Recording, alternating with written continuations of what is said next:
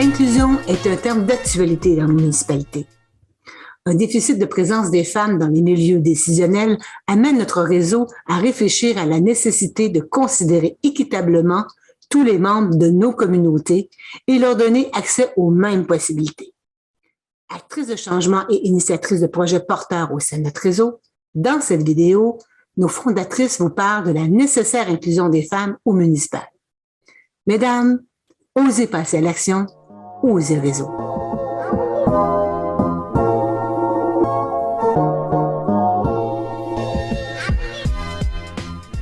La parité, ça fait peur à plusieurs personnes. Ça fait peur à la gente masculine. Parce qu'elles se disent, bon, c'est ça, prenez notre place. Non. On n'a plus aujourd'hui à dire on prendre notre place parce que notre place, nous l'avons. En ayant la parité, on devrait suivre / complémentarité. Pour moi, la parité, elle se fait aussi homme-femme, mais elle se fait au niveau aussi des aînés, au niveau des jeunes, au niveau de bien des décisions qui vont se faire à l'intérieur d'une municipalité. On sait qu'un des facteurs qui font que les femmes hésitent à se lancer en politique ou qui ont des difficultés à persévérer en politique, c'est toute la question de l'atmosphère au sein du conseil municipal. Les contextes un petit peu trop guerriers, un petit peu trop d'oppression. Donc, on avait développé, suite à cette enquête-là qui avait été faite auprès des femmes, un outil qu'on a appelé le thermomètre qui vise effectivement à faire une espèce de diagnostic du climat au sein du conseil de ville pour voir effectivement comment un conseil de ville pourrait améliorer le climat pour favoriser une participation plus active des femmes puis et aussi des hommes parce qu'un mauvais climat, ça affecte tout le monde.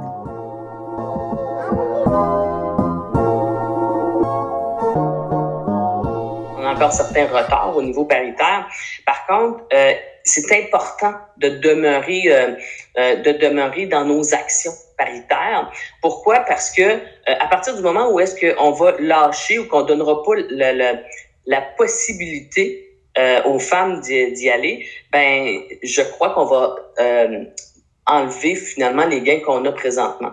La plus grosse contribution du réseau, c'est d'être un réseau par et pour les femmes qui propose des activités qui sont organisées, pensées, réfléchies par les femmes, de donner accès au vécu des femmes, à des femmes qui finalement, à qui ça peut être utile là, pour savoir c'est quoi la politique, que c'est faisable, puis que finalement on peut persévérer. Là. Moi, je te dirais que c'est une question de génération. Parce que nos enfants ne sont plus élevés de cette façon-là. Et à l'époque, c'était très masculin, très patriarcal et tout. Maintenant, c'est matriarcal. Et les hommes participent beaucoup plus aux tâches ménagères, participent beaucoup plus à la vie en famille, participent beaucoup plus à la maison. Donc, veut pas, ce genre de... Mais ça va prendre 1 ou 2 générations. Nos élus, c'est supposé de représenter, comme on dit, la population. Les femmes représentent la moitié de la population, on devrait retrouver minimalement 50% de la population féminine comme élue. On est loin encore du compte présentement. Le but, c'est vraiment d'être représentatif de la population pour aller chercher leur problématiques, leur vision, leurs valeurs, ce qu'elles veulent avoir comme société. Puis je pense qu'on s'est privé pendant des années de la voix des femmes qui avaient une vision, qui était à la maison, qui s'occupait de la famille. Maintenant, elles sont actives, elles sont présentes, elles sont articulées, elles ont des connaissances, des compétences que je trouve dommage qu'on se prive si on n'a pas plus de femmes en politique.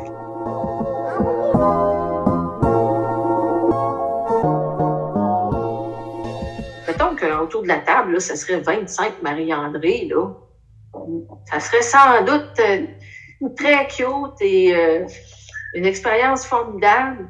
Mais je suis pas très objective quand je dis ça. Dans le fond, toutes des comme moi. Tu sais, à quelque part, on aurait rien que mon opinion autour de la table. Mais c'est pas ça qu'on veut pour le développement d'une municipalité qui représente finalement une diversité de personnes. Quand on parle de la parité pour les femmes, c'est que les gains qu'on fait pour les femmes, on les fait aussi pour les hommes. C'est ce qu'il faut réaliser. J'aime bien donner l'exemple des congés de maternité. Là. C'est récent, les majorités, mais ça a donné quoi les congés de maternité? C'est qu'on a aussi maintenant des congés de paternité et on a des hommes comme ça qui s'impliquent beaucoup plus au niveau de la structure familiale, qui se rapprochent beaucoup plus de leurs enfants. C'est un gain pour eux aussi, ça. Je pense pas que les hommes voudraient retourner en arrière là, par rapport à ça, bien au contraire.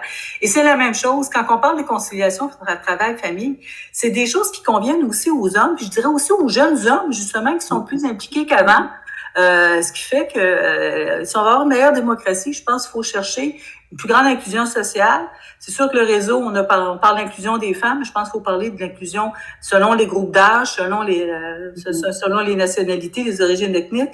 C'est ça la démocratie. Il faut avoir des élus, il faut avoir des politiques qui rejoignent effectivement le plus grand nombre. Puis la parité, ben c'est ce que ça vise. Puis je pense qu'il faut maintenant élargir le contexte de parité pour inclure tous les sous-groupes qui peuvent exister à l'intérieur d'une société.